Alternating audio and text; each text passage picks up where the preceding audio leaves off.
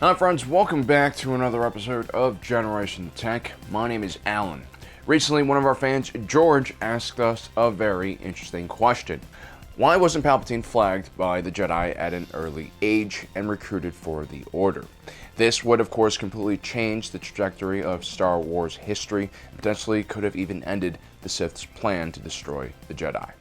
Well, George, today we're going to be looking at how exactly Palpatine was able to escape the wide net cast by the Jedi Order, and how exactly Jedi Recruiters actually found new recruits.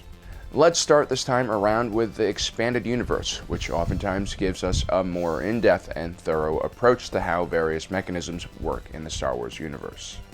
The Jedi Knights and their Padawan were easily the most visible members of the Jedi Order, but they only made a small percentage of the organization. Most Jedi younglings would join one of many divisions within the Order tasked with different duties. One division, known as the Acquisition Division, was in charge of finding and recruiting Force-sensitive babies to the Order. The Jedi Order had a massive database of potentially Force-sensitive individuals, which was collected on a Kyber memory crystal. All of this information was collected by the Republic thanks to their very robust healthcare system. All newborns were subjected to a round of tests, including a blood test that could determine midichlorian counts. Any newborn with a high enough concentration of midichlorians had their information sent directly to the Jedi Order. Once this news became available to the public, worried parents became more distrustful of the Old Republic's healthcare system, to the point where pregnant women were opting to give birth outside of the medical system, which meant many babies were born in unsanitary conditions, weren't given the right tests and shots, which oftentimes led to mutations, like the Twi'leks, who had tentacles popping out of their heads. Joking, but the point is there were definitely some individuals who, through paranoia or mistrust of the government, would go to great lengths to block the government from testing their babies for midichlorian counts. And that made sense because if your baby was Force sensitive, you could potentially lose it to the Jedi Order and basically never see him or her again. This is where the least popular member of the Jedi Order comes into play, the Jedi Recruiter. These individuals were usually retired Jedi investigators. Now, every Force-sensitive individual has a natural weakness and a natural strength. An individual like Obi-Wan Kenobi was a master of Force persuasion and mental manipulation. Anakin, who was an incredibly powerful swordsman, had problems connecting with animals and beasts at a young age. Qui-Gon Jinn was excellent at tracking down human sex traffickers and stolen daughters, and so on. Jedi investigators were also very good at sensing individuals through the Force and tracking them down. Kind of like bloodhounds. Jedi investigators usually worked with local or federal law enforcement to track down criminals or lost souls. Jedi investigators were often rougher and less Jedi-like than most Jedi because of the nature of their job.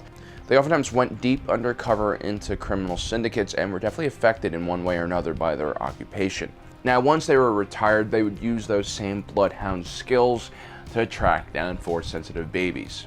For the most part, Jedi Recruiters would ask the parents for permission before taking their Force-sensitive baby. The records seem to indicate this was done out of politeness. The Jedi Order by law could take a baby against the will of the parents. So this obviously created a really horrible situation for the parents. Now, if the baby was born to some underworld slum dwellers or a slave on Tatooine, for instance, a life in the Jedi Order could potentially be seen as a positive upgrade. During certain eras on certain planets, having your offspring become a Jedi would bring great honor to your family. But for someone like Palpatine, who is a part of a very rich and noble family, a life in the Jedi Order would be seen as a downgrade in many ways. For one, there was no guarantee that the Force-sensitive youngling would amount to much within the Order. While anyone with a count of 5,000 midichlorians per cell is considered Force-sensitive, you had freaks of nature in the Order like Anakin Skywalker, who had a count of 20,000 midichlorians per cell. If young Palpatine didn't have enough midichlorians, he might not have been powerful enough to make it to the Padawan level. And even if you were powerful enough, just being strong in the Force didn't mean you were destined to the highest ranks of the Order. Palpatine was the oldest son and heir to the Palpatine name and fortune, which also made it very important for him to stay out of the Jedi Order, because if he joined, like Count Dooku did, he would have to renounce all of his titles and wealth. Although it should be noted that Palpatine and his father hated one another. As a youth, Palpatine proved to be quite mischievous and even killed 2 pedestrians in a speeder accident when he was just a teenager. Of course, his father used his massive amount of influence and wealth to cover this up to prevent embarrassment to the family name. It's also very possible he would have had the means to prevent the Jedi from testing his son at birth. All it really took was a bribe to the nurse or doctor helping give birth to his son, or maybe in the case of Palpatine's dad, the donation of a whole new maternity wing. It also should be noted that along with being protected by his father, Palpatine also attended a private school instead of a public one. This was another layer of protection that moved all of Palpatine's information outside of the old Republic databanks and helped him avoid detection. Which was important. If a Jedi recruiter was unable to find a potential Force-sensitive individual before a certain age, usually only a few years old, chances would be that the Jedi would not recruit them. Any Force-sensitive individual that had already developed their own worldview or attachments to family members was deemed a bit too dangerous and too hard to mold. An attachment as strong as the bond between parents and their offspring was powerful enough to pull a Force user to the dark side, as in the case of Anakin Skywalker. Although during the new Sith Wars, when massive armies of Sith and Jedi engaged each other in battle, that rule was cast aside, and full-grown adults were even admitted into the Jedi Order in order to fill their depleted ranks. Now in canon, this list of Force-sensitive children were kept inside a Jedi holocron, a holocron that could only be opened by a special Kyber crystal key. When bounty hunter Cad Bane had managed to steal that list from the Jedi archives, the Jedi Order went into panic mode. This is where we see the second method of finding Force-sensitive individuals. At the Jedi Temple, Yoda, Mace Windu, Obi-Wan Kenobi, and Skywalker combined their Force powers to perceive Force-sensitives across the galaxy. This was in a way similar to Professor X's use of Cerebro to detect all mutants on Earth. By combining their Force powers, the Jedi Order were able to track down several Force-sensitive babies that were in peril. Now, any Jedi could be trained to sense a Force-sensitive individual standing in front of them, and more talented individuals could sense Force individuals all around them. Some incredibly powerful or important individuals could create a vergence in the Force, which could also be sensed. Anakin Skywalker would be considered one of those individuals, and it could be argued that Palpatine, with his huge impact on the Force and the galaxy, would have also created a vergence in the Force. At the same time, powerful Force users like Anakin and Palpatine also had the ability to hide their presence in the Force around other individuals. They could do this either purposely or even subconsciously. Palpatine wasn't able to detect the immense power within Anakin when he first saw the boy at the Senate apartments. Jedi Master Ki-Adi-Mundi, who had traveled to Tatooine in 33 BBY, was also perplexed how he wasn't able to sense the presence of someone as powerful as Anakin during his trip there. Now, this ability to mask the Force was well known to the Jedi Council, and Obi-Wan Kenobi had once remarked the Jedi perceived this as an ability that only a high-level Sith could use, which also led to the development of various scanners and field tests that a Jedi could use to test individuals in person. Of course, these machines had a very limited range. Now, Palpatine was really special when it came to hiding his presence in the Force. He was oftentimes in close contact with incredibly powerful Jedi ranging from Master Yoda and Mace Windu to Anakin Skywalker, yet still no one was really able to detect who he truly was. And as we said before, every Force-sensitive individual has a strength and weakness.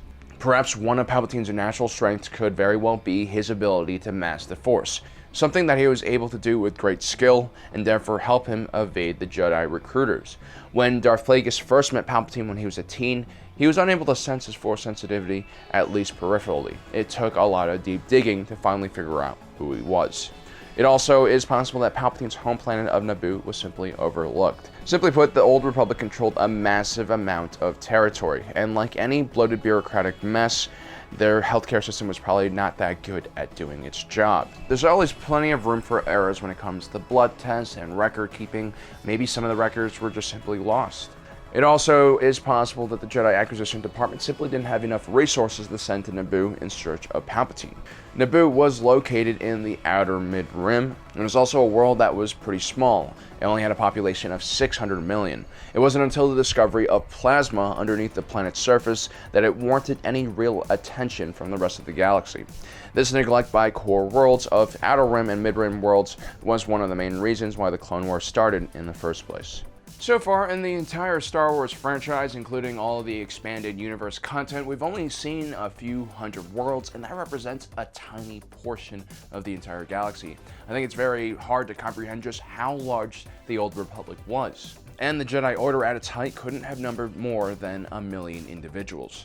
And only a small percentage of the Order were actually in the Acquisition Division and were Jedi Recruiters, so it's very possible, like a lot of government agencies, the Jedi simply didn't have enough resources to conduct a thorough enough search to pick up Palpatine.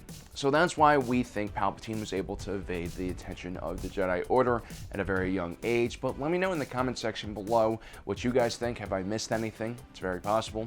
Also, don't forget to subscribe, hit that notification button so you don't miss out on the rest of our awesome content. And as usual, thanks for joining us today. If you're watching this, you are Generation Tech.